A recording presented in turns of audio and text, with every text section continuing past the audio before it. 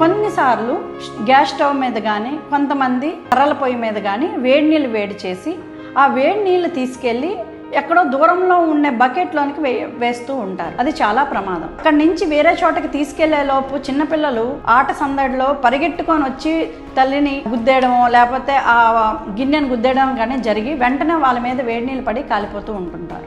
ఏదన్నా నీరు అలా వేడి చేసింది వేయాలి అంటే వెంటనే బకెట్లో కొన్ని నీళ్లు చల్లటి నీళ్ళు పట్టి వెంటనే బకెట్ స్టవ్కి దగ్గరికి తెచ్చుకొని వెంటనే అందులోకి వేసేసేయాలి.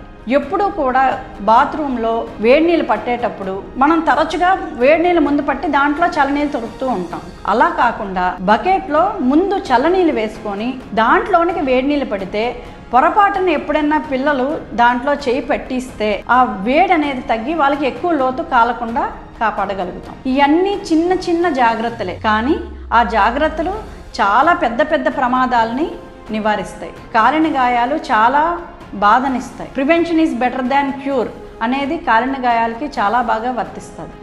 ఇన్ని జాగ్రత్తలు తీసుకున్నా కూడా పొరపాటున ఏదైనా కాలిన గాయం అయితే, ఏదైనా కాలితే వెంటనే దాని మీద కొలాయి నీళ్ళు 10 నిమిషాల నుంచి 15 నిమిషాల దాకా కొలాయి నీళ్ళ కింద చేతిని ఉంచాలి. Thank you.